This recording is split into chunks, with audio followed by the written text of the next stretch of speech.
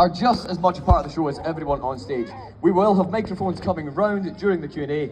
If you have a question, please get that hand high up in the air. Do not be shy, and we will do our very best to get to as many of you as we can. Sound good? Yeah. We've discussed this. There we go. Make some noise! Well, folks, at this time, please welcome to the stage your first panel. They are the stars of Buffy the Vampire Slayer. Please welcome Claire Kramer, Amber Benson, and Christy Sutherland!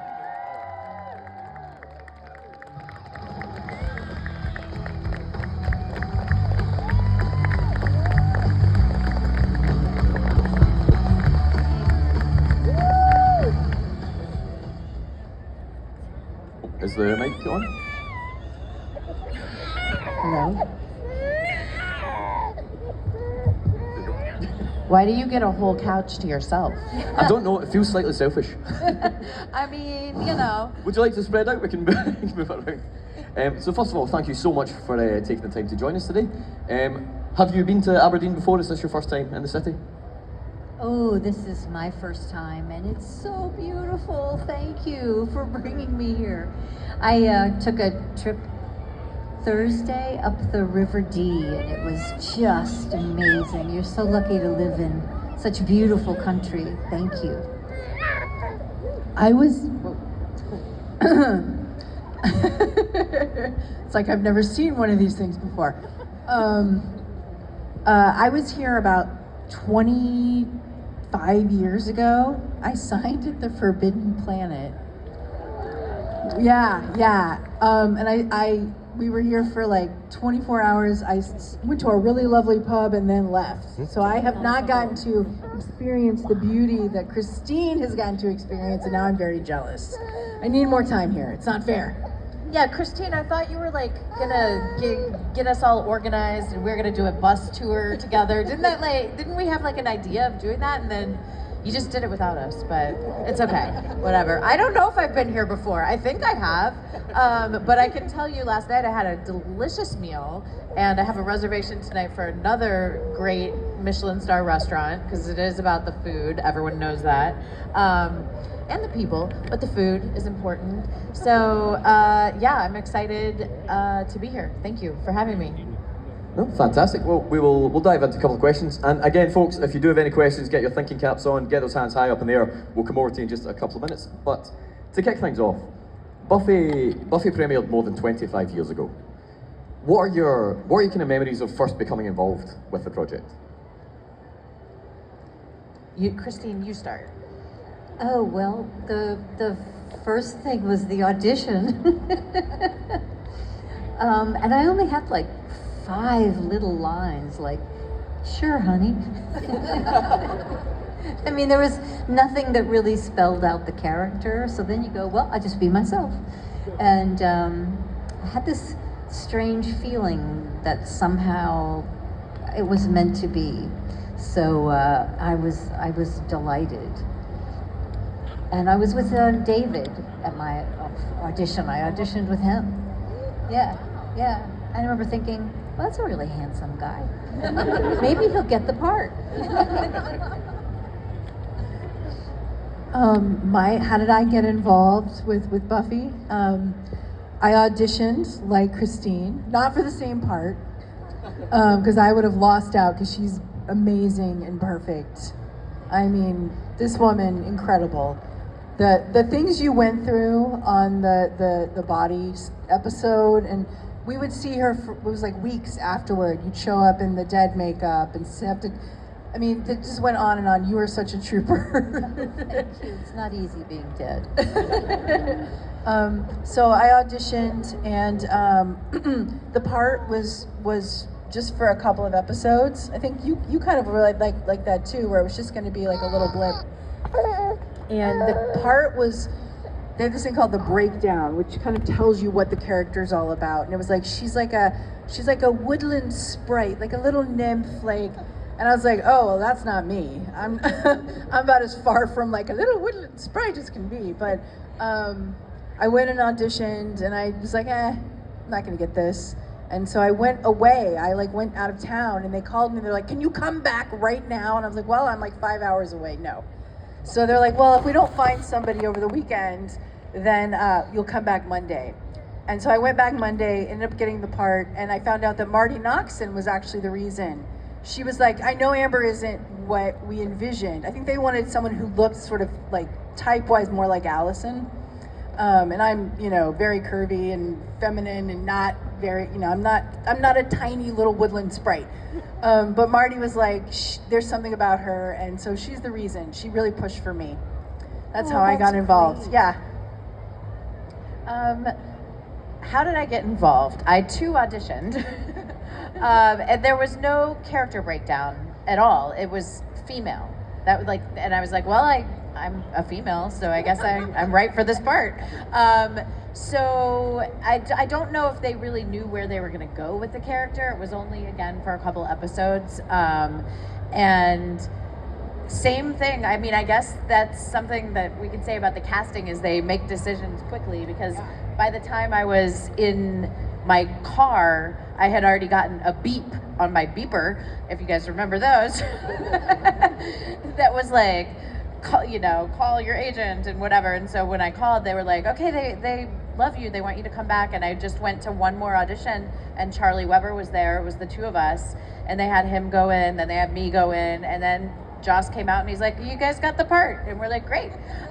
So that was kind of my origin story of Glory. Fantastic. Seeing the size of the crowd here today, and obviously the reception you still get everywhere, are you ever blown away that this is still resonating with fans as much today? All the time. I mean, I think that it's kind of like being on the show was really meaningful at the time, but for me, what's been so meaningful is the community, and the community not just of the fandom but of the cast, and how we've grown to really become family over the last 20 years.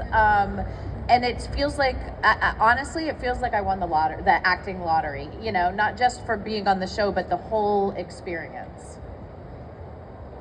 It's kind of amazing that, when you guys come through the line, it's like, okay, well, there's somebody who started watching it when it was first on the air, then there's somebody who just found it, there's little kids who are watching it, and grandparents that are watching it, and the fact that it's had this longevity, that everyone finds it eventually and gets sucked into our world, it's kind of amazing. And I think a lot of it is down to, you watch the show and you find a character that you connect with. Like, there's somebody for everybody, and that's very, it's kind of a beautiful thing, Yeah, it really is. I sometimes I just pinch myself, because most jobs, they're over. It's sad if it's been a good experience, but then that's the end of it. And if you're really lucky, you carry a friend forward from it. But the family just kind of goes away, and you pick up a new one. This has been amazing to have it almost be a lifetime.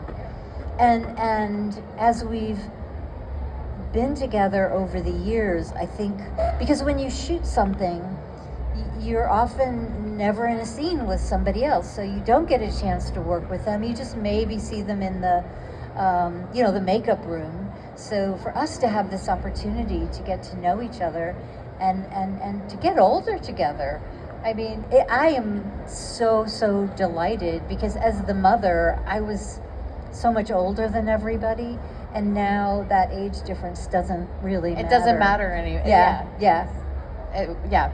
We're a very young-looking group, Buffy. Aren't we? Buffy and Angel, we've all, we've all drunk something that we shouldn't have, that's kept us, we all look We very knew good. a little sprite. We knew a little sprite who gave us the secret potion. No, I think we can definitely all agree on that. I suspect we have some questions, so can we get hands up? That incredibly enthusiastic man just up there. We will make the microphone get to you as quick as humanly possible. I promise I'll try not to have you running up and downstairs for every question. So I suppose one of the things you said, the kind of sense of family and community. Is there a WhatsApp chat? There's multiple group texts, we all communicate pretty often. Yeah. How often do you get to kind of do things like this together and kind of travel around? I mean, it's always a blessing when we get to travel together and come to a show like this, and so we're very grateful. I think there's some years where there's more opportunities for us to travel and get together, and some years less. So, you know, it's kind of like that balance. I think the microphone has made its way to its destination. Hello Christine, hello Amber, hello Claire Mansbury. Now, obviously in the show, your three characters died, right? But, but, if they didn't die, right, where do you think they would be now? Like, where would Joyce, Tara, Glory, where would, you know, what would they be doing now? It's like the... Glory didn't die. You cannot kill a god. Well, Giles killed Ben, so... Oh wait, no. No. Right? Now you're thinking about it, and I know you prepped that question for a long time, but Glory not dead. Giles killed Ben. There must be some kind of connection here. So Ben is Glory. I'm very stoned here. You've got the job. I mean, this guy he's the next Spike. Let's just say it. That's a wild admission to make at 10 a.m. on a Saturday. So if Tara hadn't died, where do you think her character would have ended up? I like to think that Tara and Willow have. This is just what the reality. This is the reality. There is no death. Tara continued on, and she and Willow live in a cute little bungalow by a lake. And there's a lot of knitting going on. There's a raising of goats, baby goats everywhere. Lots of cats. Miss Kitty Fantastico and her brood. You know, there's a lot of baking, sourdough, which Amber can't do, but Tara's very good at. So yeah, just this lovely idyllic life. You know, Dawn comes and visits because I do feel like, you know, Willow and Tara kind of helped to raise her after, you know, so we have a lovely life. And this is the reality. There's no death. What you saw didn't happen. It was an alternate universe. And Glory comes over for brunch. Oh yeah. Obviously. Because as established, she's not dead. Right. And Christine? I think Joyce would still be at the art gallery. She'd have a better wardrobe. Oh, those double pleated pants. I fought so hard to no avail. But yeah, I think she, you know, would have spread out a bit after Buffy left and, you know, be into the art gallery. Maybe have a man that she dates and sees, but never remarries. And is very happy. She comes to visit the bungalow. She's there all the time. Thank you. Fantastic, thank you. Do we have any other questions? We've got a hand up at the back there. Just there. You poor thing, running all the way up and down the stairs. You get your steps in here. Yes, sir. Hi, sorry. So each of your last episodes are so pivotal in the Buffy universe, and I just wondered, did that make it any easier for them to be your last episodes, that they mean so much to the fans, or was it still just as tough? I'll start there. It definitely was very meaningful that it was like the 100th episode. It was about me and my story arc. No, it was very meaningful that it was such a monumental episode for the season, for the series, and also for my character. So definitely, it was also one of my personal favorite episodes because of the stunt work was really fun. So yes, it was very meaningful. What's the question? Your last episode, since it was so meaningful to the fans. Oh. It was so hard to leave the show, but I felt like that's what needed to happen because it's a coming of age story, and that's the final marker of coming of age, is to lose your parents. So I personally didn't want to leave, but I totally, you know, so you feel like you're there for the story. You're part of the story, and I knew it was really important for that to happen. Yeah, that episode is like one of my all-time favorites. It's so beautiful, like, and it's, I think because you were so beloved and people identified so much with your character that it felt like a communal loss of a mother. You know what I mean? It was really, it was really painful. That episode was really hard. Yeah. But it's so beautiful and it's one of my favorites because of that. Oh, thank you. Yeah. I always say to people, I go, you have to watch this episode. It's amazing. And I go, and I'm dead. So, like, you know, it's not like I'm biased. It's like one of the most amazing episodes in television. And the silence and all of the expression of young people trying to grapple with death and not having experience with it. So I had lost, I lost my dad when I was really young, and I so felt connected to that episode. Like, what do you wear to the funeral? You know, what are you supposed to do? What are you supposed to say? You don't have any of those rituals in your skill set. So I just thought the writing was amazing to capture that. And a lot of times you feel so alone if you lose somebody when you're young, because your friends haven't lost anybody yet. So it's this really lonely journey, and I just thought it was amazing. Yeah, the Anya moment, like Anya Oh my gosh. speaking for everybody, like, why? Why does this happen? It's such an existential Yeah. moment, but she did such a great job with it. I just remember we were coming up to like lunch, and they were like, no, we have to get this. And we just in silence watched Emma grappling. And we went into lunch, like they called Grace so that we could get, it was such an incredible moment. You could hear a pin drop. But to me, it kind of encapsulated that experience that you were talking about of losing somebody and not understanding why. Why is this happening? Yeah. And in fact, they made a conscious choice that Glory wasn't in that episode because they didn't want to distract from the humanity. No, really, that's what they told me. They were like, you're not in this episode, you're too distracting. So, I'm like, okay. I mean, the dress, come on. She is very distracting in the red dress. Yes. It's kind of true. Fantastic. Thank you for that question. Thank you very much. Do we have more questions? Again, folks, once you've asked a question, if you could get the microphone back as quick as you can, and if we can keep some hands up so we've got a sense of where everyone is. So, believe we have a question just in the middle of that row you're standing at. And if we could get some hands up over here, we'll try and get some over at this side of the hall. Sir, you were next. Hiya, I have a question for all three of you. I've been looking online and I've seen some rumors about like a Buffy sequel. I was wondering if you knew anything about that. Yeah, they're rebooting it. Oh wow. They've already shot the pilot, I think. So it's gonna happen. But you're dressed in the wrong genre. I know. You're Princess Leia. I mean, you look great though. We've got somebody who's had their hand up a bunch down here.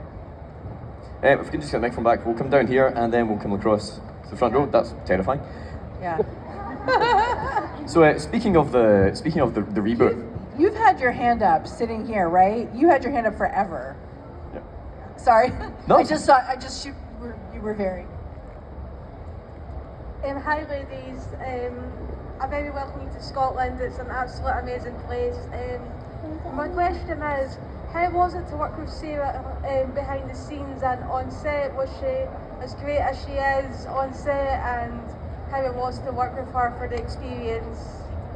Well, speaking of the reboot, you know, the fact that Sarah's producing it and she's doing it, like, gives me, I'm very excited about it because she doesn't need to do it. She's doing it because she wants to do it. And she's really, really smart. I think that's something we don't always think. She's so great being Buffy and kicking butt and doing all this stuff, but she's a very astute business person. And so I'm like, if she's doing it, I'm in, because she won't do it unless it's really good. She's very, very smart. I loved working with her. She's a reader, and I'm a big reader, so we were always talking about books on set. Funny story, Danny Strong, who played Jonathan, had some first edition Harry Potters, and he went to sell them, and he did it through like an auction place, and the person who bought them was Sarah. He's like, I had no idea. I go to send the books and it's going to Sarah. She bought my Harry Potter copies. So she's very smart and really astute about stuff. And yeah, she's awesome. Yeah, we had a really great relationship. It really just clicked. And not having auditioned with her, you know, sometimes they do like a chemistry read to see if it's right, but it just felt right, I think, for both of us, and that was wonderful. Yeah, no, I everything that these guys said, I loved working with her. She was, you know, it was one of my first jobs, so she taught